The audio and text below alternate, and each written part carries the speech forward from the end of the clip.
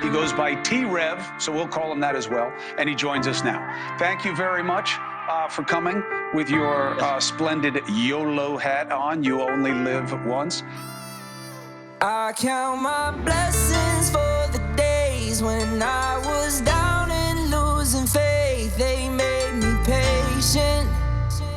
All I can say is thank you. I really wouldn't be the same if I ain't gone through all the pain. Look what it made me. All I can say is thank you. I do want to appreciate you, Todd, for reaching out to me and telling me that a lot of the information that was told to us was lies and really just putting that out there. And I want to let you address that to everybody now and, get that out the way so we can dive into the story of Xana. Yeah. And I want to thank you for the opportunity to do so because, I'll tell you what I took away from that video last week. I took away a few things. We were dealing with somebody who was emotionally disturbed to some degree. But that aside, another thing I really took away is that you, my man, have a humongous heart of solid gold. And the Rev Gang is something special that I want to be a part of. So I was really happy that I saw that video, but at the same time, there was things in that video that were upsetting to me because it misportrayed the young lady and her father, who I know and love. And so, yeah, thank you so much for the opportunity to clear that up. And it's horrible to say. It's like her intentions weren't bad, but she was inserting herself and still saying things that weren't true. I feel like this is a message to everybody that you don't have to make up things to be liked. Because you said some things in there that she said, I guess you could research and look up, but what things did she know that was surprising to you? Well, a lot. So just let me start from the beginning. When I was watching this video over and over and over again,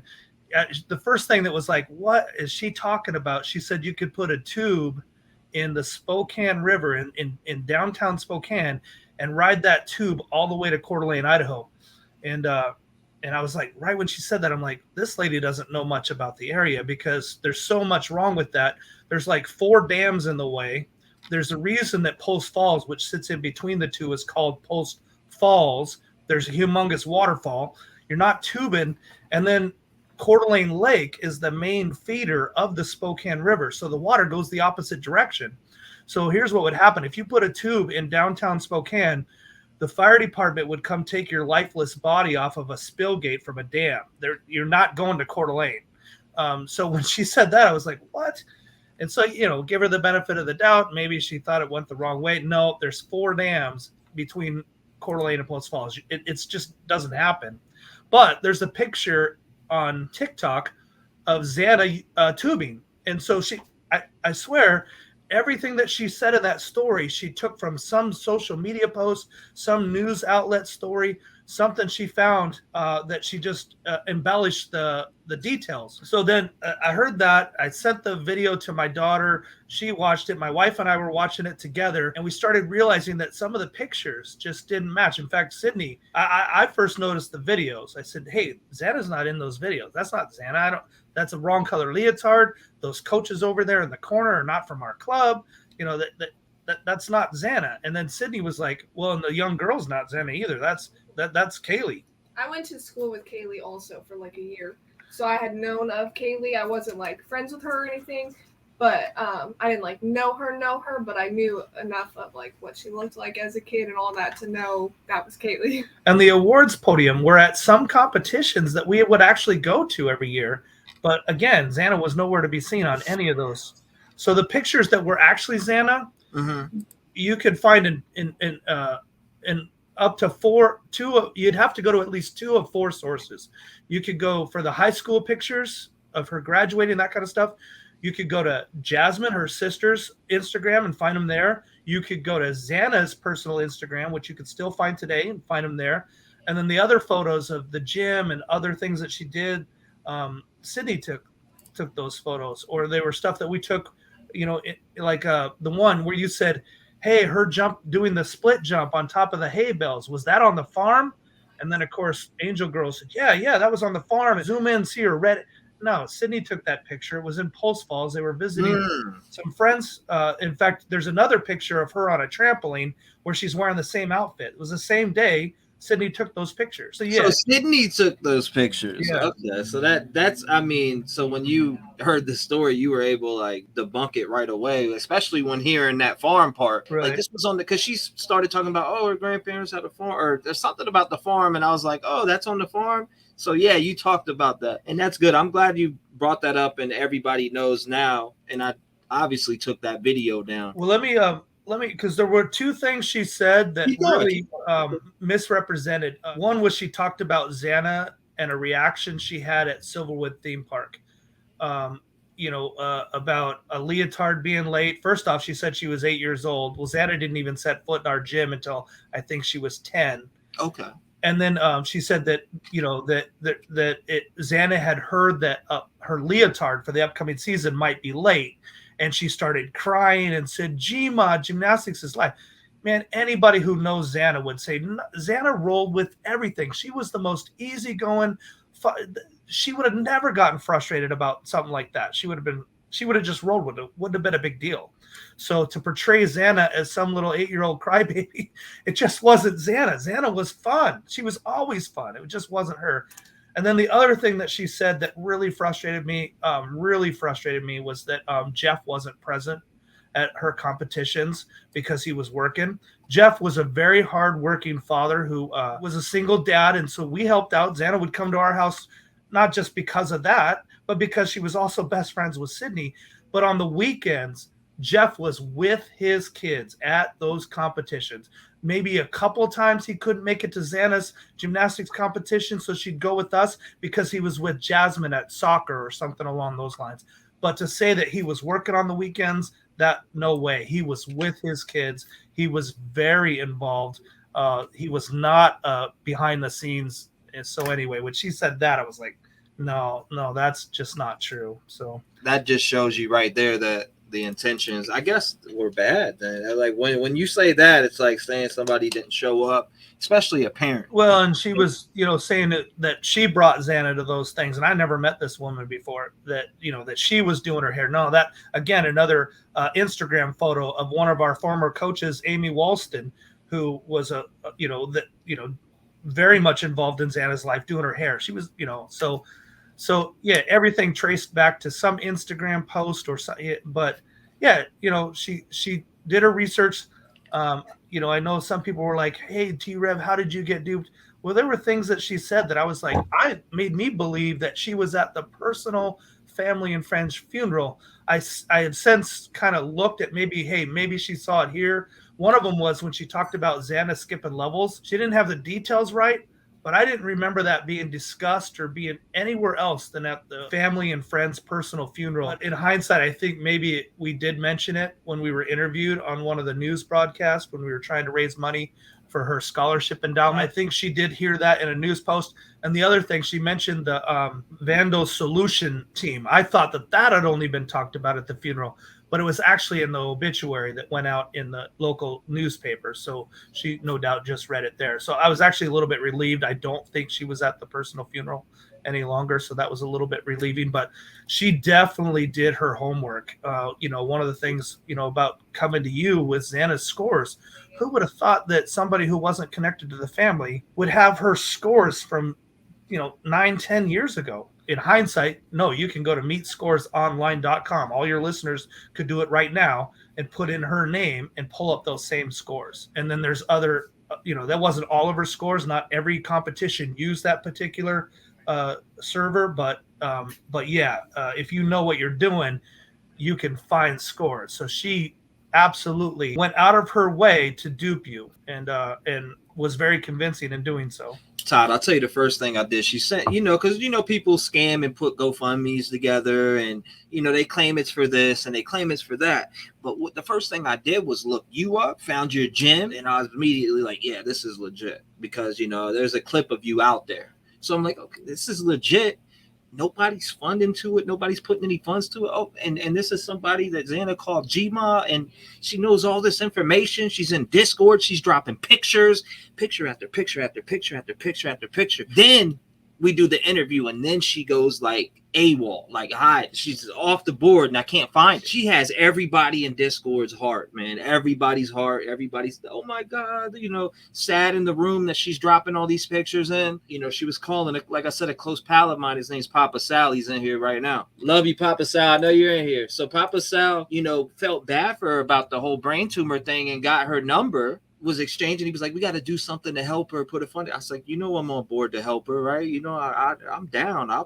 We'll get together and we'll put a fund for her too. Next thing you know, I don't know what it was, Todd, but I was looking through my request on Twitter, and I was digging my way down because I got a lot of requests on Twitter, but I got to yours, and when I opened it and I looked at it, my heart like skipped a beat. I'm like, I drew a blank. I was like, oh my God, I didn't know what to say. I was like, I'm going to call you. I'm about to go on live, but I'm going to call you. I said, I'm going to call you tomorrow. So that's what I did. I ended up calling you just to confirm, and man, you confirmed something that I, slipped by me. And I'm glad that you did that, though, because some people would just let it be and not say nothing. But you came out and spoke, and that shows your integrity and what you stand by. I think you said you see my name on the GoFundMe, and you looked me up.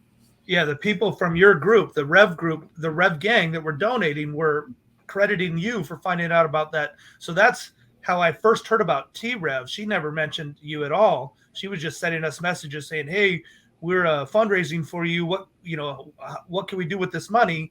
And then, but the people who are actually donating were mentioning you. And then that's when I went and found that video. But I want to tell you, man, I want to apologize to you for what she did, because obviously your heart was absolutely 110% in the right place. And she should not have done to you what she did to you. But I think your integrity shone through, because a lot of people, when they found out about this, would have just silently behind the scenes deleted that video and not said a word and just moved on. No. I watched your show after you found out, and you want the truth out there. You're all about the truth out there. So I really already had respect after watching a couple of shows, but mad respect after how you handled that situation. Thank you. I appreciate that. I was like, you know what? I am so mad right now. I was going to put out a little message and just tell people, but it popped in my head, and I was like, I need to go live and tell everybody this. There was a lot of people that were duped by this woman. So I just said, you know what? I made a thumbnail and went live and talked about it. I had to get it off my chest because it bothered me so much that somebody would sit there. I'm crying. I'm over here in tears. I get into the story with Xana. We're talking about how her mom struggled with addiction and just going through different things growing up. And I dealt with that with my mom. So it just, the whole story, like I'm in this story talking to her, and she's like fake crying. What is going on? Like, I don't know. That's just something that's mental to me. Well, I wonder if she does interject herself so much into this story. It really affected when we went home for the funeral. We live in Florida now, for anyone who hadn't heard about that yet. But when we went home for the funeral, that whole community, Eastern Washington, Northern Idaho are basically one community. They should be in their own state. They have no business being connected to Seattle or Boise. They are their own community. And so people who live in Spokane and live in Coeur d'Alene were really affected by what happened in Moscow. And when we went there, it was, you could tell people's hearts were heavy. I think this lady just interjected herself so much that the lines between reality and fantasy got blurred. And I don't necessarily think she had bad intentions. But yeah, we want the truth out there, and and especially the truth about Xana. She was such an amazing person. I tell you, so she had mentioned the Xana skipping levels, and she didn't have the details right, but she must have heard that in one of our. So Xana did skip levels. So I got to tell you, Xana was so charismatic. When she first walked into our gym, she had never done gymnastics in a constructive setting before. Yes, but sir. I think probably the 2008 Olympics, she must have watched it and just fallen in love with it, because by the time she first set foot into our gym, she already had mad skills. She was a self-taught gymnast. She taught herself a bunch of stuff. And so all we had to do was clean her up, and she was within a few weeks ready to be invited to team. And that first year, she competed level 3, and she completely dominated. She won a state title at level 3. I think one of the results that Angel Girl sent you was from that first year of level 3 at the March Madness meet, where she took first place all around. And that March Madness meet is a large meet in Spokane, Washington, one of the larger ones, and she just dominated everything that we took her to. And so after that first season, we were like, she doesn't need to go to level 4. She doesn't need to go to level 5. She needs to go to level 6. But the thing is that USA Gymnastics, for good reason, has put in place protocols to make that difficult. You can't just do it. You can't just go, okay, I competed level 3 this year, now I'm going to compete level 6 this year, and then if that doesn't work out, I'll go. No, they have what they call mobility scores that you have to achieve in order to qualify for the next level. So obviously her level 3, she dominated that, so she was good to go to level 4. But to get her to level 6, we had to hire a judge to come into our gym and sanction our home competition, and Xana had to compete both levels 4, so that she could get a score to be qualified to go to level 5, and then that same day had to complete level 5. So she had to know vault, bars, beam, and floor in 2 different levels, and she was not good at remembering.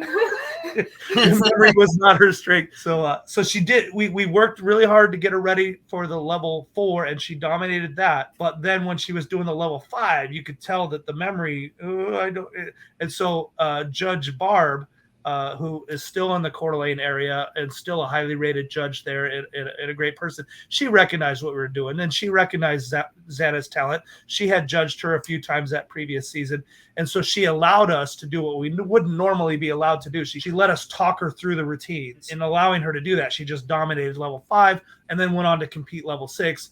And you can see by those scores that she was showing you, she placed really well in every. In fact, I think it was even 4th place at state at level 6 after skipping 2 levels. So she was super, super, super talented gymnast. But what was really amazing about her is that I never, in the 30 years I've been coaching gymnastics, never before or never since have coached a more closely connected team.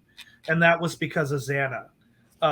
Usually when somebody is as talented as Xana, you'll have other kids that will be jealous, and you'll get some rivalries in the gym that you can't. Sometimes you got to have parent meetings. You got to pull parents in and say, hey, these kids are butt heads. This is going on there, but Xana was so charismatic. She was so funny. She was that everybody just loved her, and she truly loved everybody. So she pulled that team together. It was that anyway, and it didn't matter what level you were on. You were a Flip Factory gymnast. You were on Xana's team. You were part of the mix, and that was by far those years were the closest knit team that I ever coached, and that was because of her.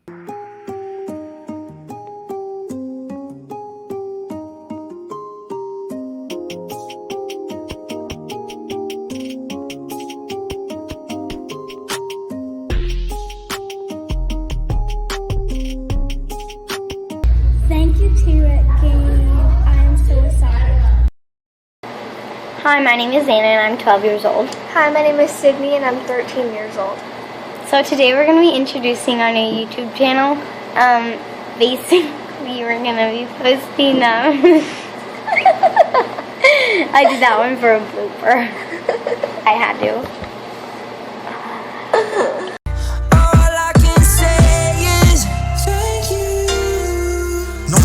To the voiceless, people get killed for other stupid choices. Standing up for the families that took a loss is something that we find important.